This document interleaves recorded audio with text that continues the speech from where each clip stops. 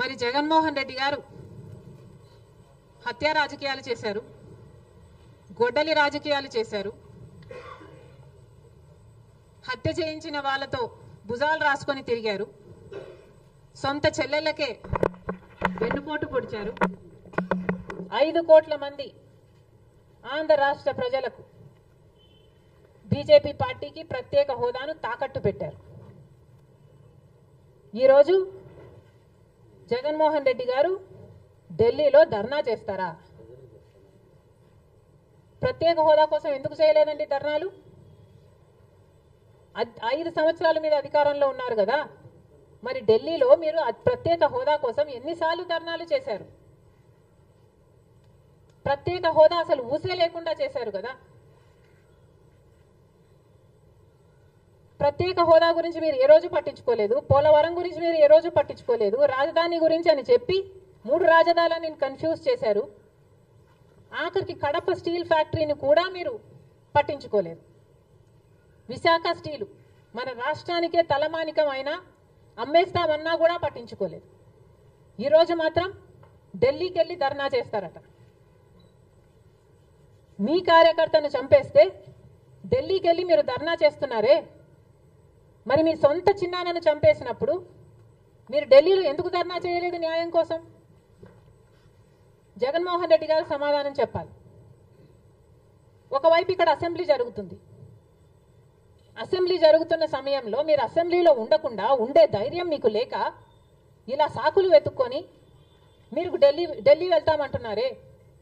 అంటే అసెంబ్లీలో ఏ బిల్లు ప్రవేశపెట్టినా అది ప్రజలకు వ్యతిరేకమైన అది పాస్ అయిపోవాలనా? మీరు ఉన్నదే 11 మంది. కనీసం ఆ బిల్స్ మీద డిస్కషన్ మీకు అవసరం లేదా? మీరు కొట్లాడాల్సిన అవసరం లేదా? ఏం ఆలోచన చేస్తున్నారు జగన్మోహన్ రెడ్డి గారు? అసలు ఈ వెనుకొండలో జరిగిన హత్య కూడా పొలిటికల్ మర్డర్ ఇది కానే కాదు, ఇది వ్యక్తిగత మర్డర్ అని కూడా అంటున్నారు కదా.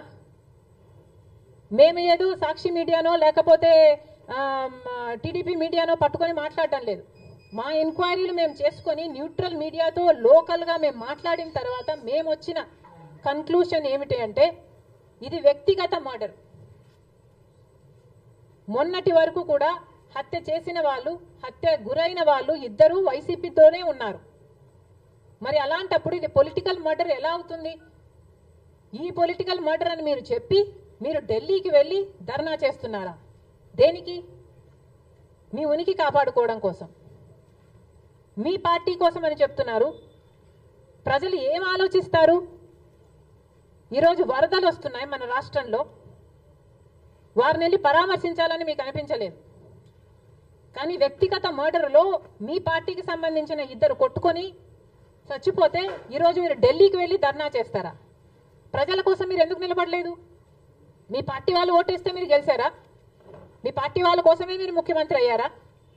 5 సంవత్సరాలుగా మీరు ప్రజల కోసం పనిచేయలేదు, కానీ ఈరోజు ఢిల్లీకి వెళ్ళి ధర్నా చేస్తారట. సిగ్గుండాలి కదా.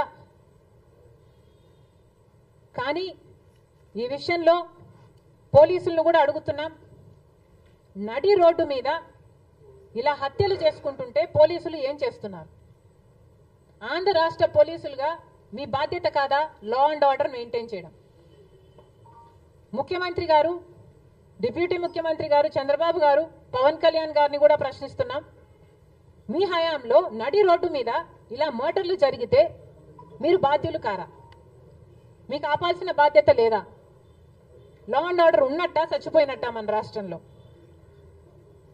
మళ్ళీ చెప్తున్నాం, మీరు జోక్యం చేసుకోండి, ఇలాంటివి కాకుండా చూసుకోండి. పోలీసులు కూడా అప్రమత్తంగా ఉండాలి. ఈ లా అండ్ ఆర్డర్ సిచ్యువేషన్ని కంట్రోల్ చేయాల్సిన బాధ్యత పోలీసులకు ఉంది, ముఖ్యమంత్రికి ఉంది, డిప్యూటీ చీఫ్ మినిస్టర్కి ఉంది. దయచేసి మళ్ళీ ఇలాంటివి జరగకుండా చూడండి.